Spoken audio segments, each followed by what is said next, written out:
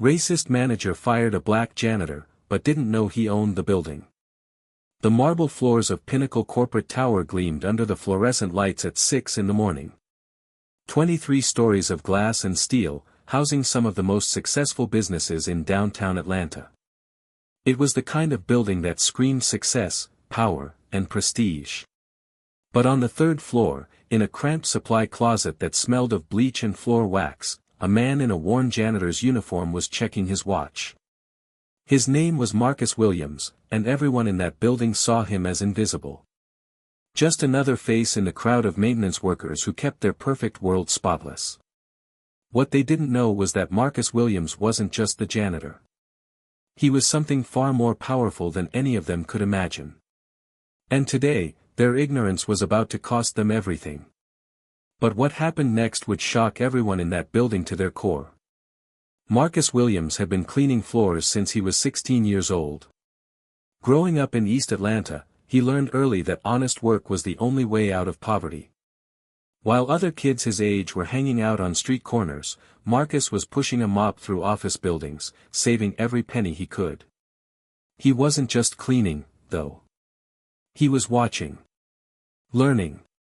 Listening to conversations about real estate deals, business acquisitions, and investment opportunities that floated through the halls like whispered secrets. By the time he was 30, Marcus had saved enough money to buy his first small apartment building. Nothing fancy, just a rundown property in a neighborhood everyone else had written off. But Marcus saw potential where others saw problems. 20 years later, that one building had become 12. Then 25. Then 50. Marcus Williams had built a real estate empire worth over $40 million. But he never forgot where he came from. He still showed up to work every morning at 6 a.m., mopping floors and emptying trash cans, because he believed in the value of honest work. Nobody at Pinnacle Corporate Tower knew this. To them, he was just Marcus the janitor. The quiet black man who cleaned their offices and fixed their problems without complaint. But everything changed when Bradley Richardson became the new building manager. Bradley Richardson was everything Marcus wasn't. 28 years old, fresh out of business school, and convinced that his MBA made him superior to everyone around him. He wore expensive suits, drove a BMW his father had bought him, and looked at the world through the lens of privilege he'd never earned. From his first day on the job, Richardson made it clear he intended to clean house and run a tighter ship. He strutted around the building with a clipboard, making notes and shaking his head disapprovingly at everything he saw. The first time Richardson saw Marcus, he was emptying trash cans on the executive floor. "Excuse me," Richardson called out, his voice sharp and demanding. "You there?" Marcus looked up from his work. "Yes, sir. How can I help you?" Richardson looked him up and down with obvious disdain. "How long have you worked here?" "About 15 years, sir." 15 years? Richardson scoffed. "And you're still just a janitor? I guess some people are content with mediocrity." Marcus felt the familiar sting of disrespect, but he kept his voice calm. "I take pride in my work, sir. Always have." Richardson smirked. "Pride in mopping floors. How inspiring." He made a note on his clipboard. "What's your name?" "Marcus Williams." "Well, Marcus Williams, let me be clear about something. I'm the new manager here, and I have very high standards. I expect this building to be spotless, and I expect workers to show proper respect to their superiors. Do we understand each other?" Marcus nodded. "Yes, sir." As Richardson walked away, Marcus went back to his work. But something had changed. He could feel it in the air. This young man was going to be trouble. Over the next few weeks, Richardson made Marcus's life miserable. He followed him around the building, criticizing everything he did.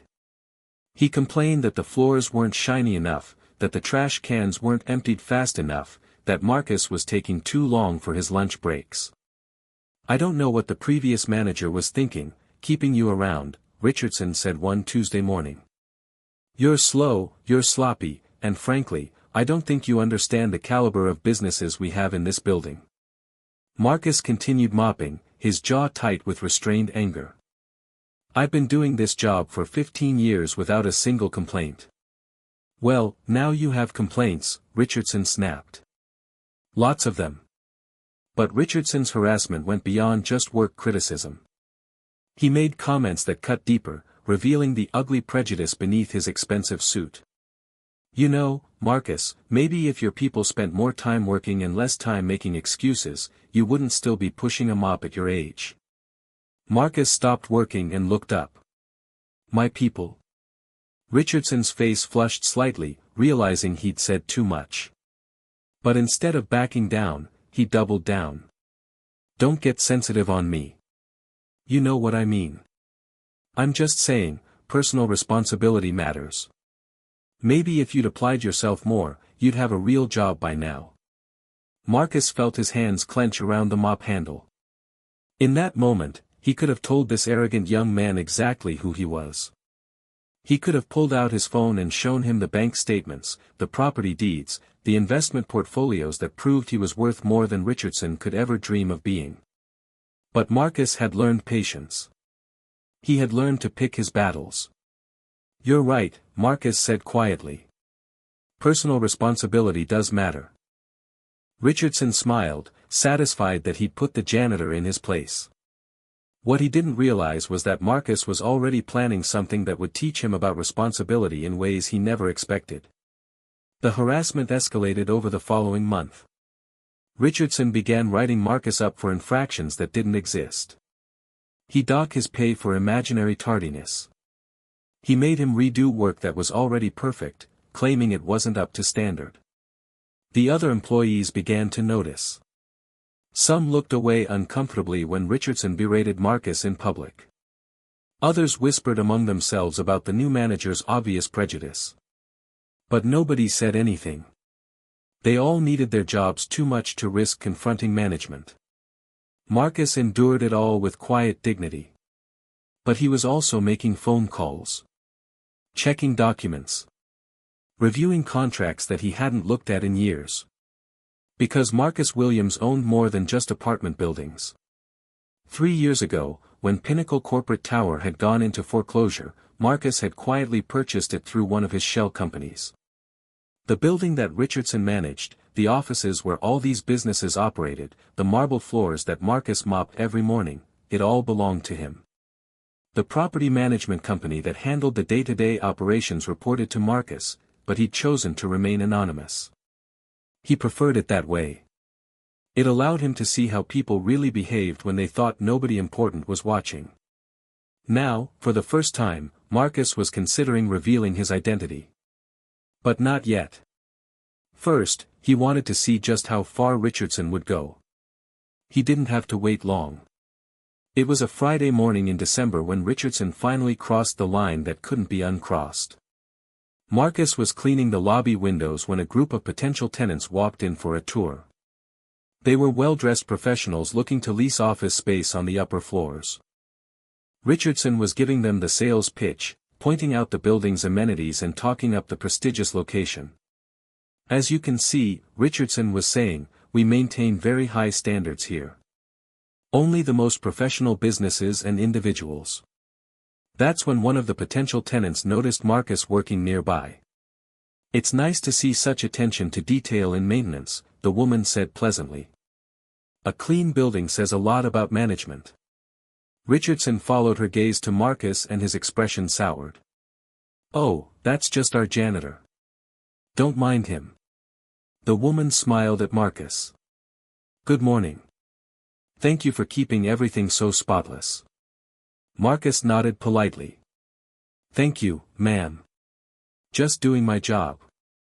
But Richardson couldn't let it go. Something about seeing Marcus receive even that small acknowledgement triggered his worst instincts. Actually, Richardson said loudly, I've been meaning to address some issues with our cleaning staff. Some people just don't understand what it means to work in a professional environment. The potential tenants looked uncomfortable. Marcus continued cleaning, pretending not to hear, but his shoulders tensed. You know how it is with some of these people, Richardson continued, his voice carrying across the lobby. They show up expecting a paycheck but don't want to do the work. No work ethic, no sense of responsibility. Now the potential tenants were actively uncomfortable. One of the men cleared his throat. Perhaps we should continue the tour upstairs. But Richardson was on a roll now, emboldened by what he mistook for agreement. Exactly my point. This is why we're selective about who we allow in the building. We want tenants who understand quality, who appreciate professional standards. Not like some people who are content to stay in their place and collect a welfare check. Marcus stopped cleaning. The lobby fell silent except for the hum of the air conditioning. "Excuse me," Marcus said, turning around slowly. Richardson's face was flushed with the confidence of a man who thought he held all the power. "You heard me, Williams. Maybe it's time you found work more suited to your skill level." The potential tenants exchanged horrified glances. One of them actually took a step back. "I think we've seen enough," the woman said quickly. "We'll be in touch." They left so fast they were almost running. Richardson watched them go with confusion, not understanding that his behavior had just cost him a major lease deal. But Marcus understood. He understood everything now. "Mr. Richardson," Marcus said calmly, "I need to speak with you privately." Richardson sneered. "What about, Williams? You want to file a complaint? Good luck with that. I'm the manager here." Marcus reached into his back pocket and pulled out his phone. He scrolled through his contacts until he found the number he was looking for. "Jennifer, this is Marcus Williams." "Yes, that Marcus Williams. I need you to come to the building immediately. Bring the ownership documents and the management contracts." He paused, listening. "No, I'm ready to make the change we discussed. It's time." Richardson watched this conversation with growing confusion. "Who are you calling? What change?" Marcus ended the call and looked at Richardson with eyes that had suddenly transformed from submissive to commanding. "The change where you're fired, Mr. Richardson." Richardson laughed. "You can't fire me, you idiot. You're a janitor. I'm the building manager. I could fire you with one phone call." "Go ahead," Marcus said quietly. "Make the call." Something in Marcus's tone made Richardson hesitate. For the first time, he looked uncertain. 20 minutes later, Jennifer Patterson walked into the lobby. She was a sharp-dressed attorney carrying a briefcase and moving with the confidence of someone who handled million-dollar deals before breakfast. "Mr. Williams," she said with a professional smile. "I have the documents you requested." Richardson looked back and forth between them, confusion growing. "What documents? What's going on here?" Jennifer opened her briefcase and pulled out a thick folder. "Mr. Richardson, I presume. I'm Jennifer Patterson, attorney for Pinnacle Holdings LLC. I have some information that might interest you." She handed him a document. Richardson scanned it, his eyes growing wider with each line. "This is the ownership deed for this building," Jennifer explained. "As you can see, Pinnacle Corporate Tower is owned entirely by Pinnacle Holdings LLC." Richardson's face went pale. "I don't understand. I was told the building was owned by a corporation in New York." "It is," Jennifer said. "Pinnacle Holdings LLC is incorporated in New York. But it's a wholly owned subsidiary of Williams Real Estate Enterprises." She handed him another document. "And Williams Real Estate Enterprises," she continued, "is owned entirely by Mr. Marcus Williams." Richardson's legs nearly gave out. He stared at the documents, then at Marcus, then back at the documents. "This is impossible," he whispered. Marcus stepped forward, no longer the submissive janitor Richardson had been tormenting. Now he stood with the quiet authority of a man who owned 47 buildings across 3 states. "Mr. Richardson," Marcus said calmly, "for the past 3 months, you have verbally abused me, discriminated against me, and created a hostile work environment. You've made assumptions about my character, my work ethic, and my worth as a human being based solely on the color of my skin and the job I choose to do. Richardson opened his mouth to speak, but no words came out. You've also just cost this building a major lease deal with your unprofessional behavior in front of potential tenants. Behavior that was not only morally reprehensible but financially damaging to my property. Marcus paused, letting the weight of his words sink in. But more importantly, you've shown me exactly the kind of person you are. And that kind of person has no place managing my building. Jennifer pulled out another document. Mr. Richardson, this is your termination notice, effective immediately. You have 1 hour to clear out your office and surrender all building keys and access cards. Richardson finally found his voice. You can't do this. I'll sue. This is wrongful termination. Based on what? Jennifer asked coolly. We have witnesses to your discriminatory behavior. We have documentation of your harassment. And we have security footage of your conduct with potential tenants that directly resulted in lost revenue. She handed him a final paper. This is a settlement agreement. If you sign it, you'll receive 2 weeks severance pay and a neutral reference. If you don't sign it, we'll contest your unemployment claim and you'll leave with nothing but a very negative reference that will follow you to every job interview for the rest of your career. Richardson stared at the papers in his shaking hands. His expensive suit suddenly looked cheap. His confidence had evaporated like morning mist. I didn't know, he stammered. Marcus looked at him with something that might have been pity. Mr. Richardson, that's exactly the problem. You didn't know. You never bothered to know. You made assumptions about me based on what you could see, and you treated me accordingly. Marcus pulled out his own phone and showed Richardson the screen.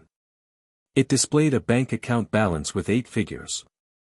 You assumed that because I clean floors for a living, I must be poor, uneducated, and inferior to you. You assumed that because I'm a black man in a janitor's uniform, I must be lazy, irresponsible, and unworthy of respect. He put the phone away.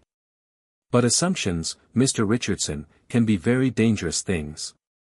Especially when they're based on prejudice instead of facts.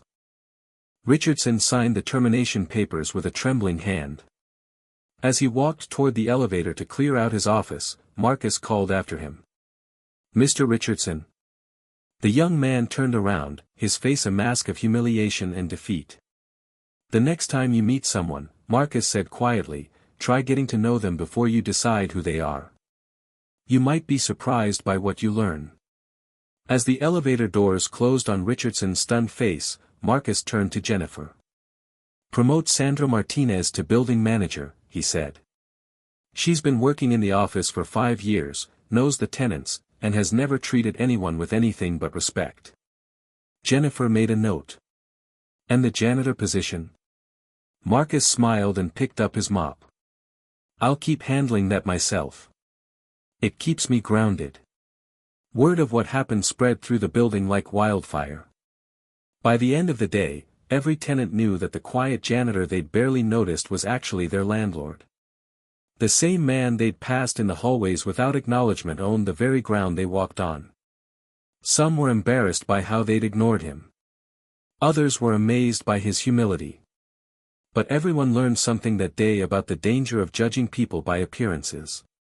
Marcus continued working as the building's janitor for another year.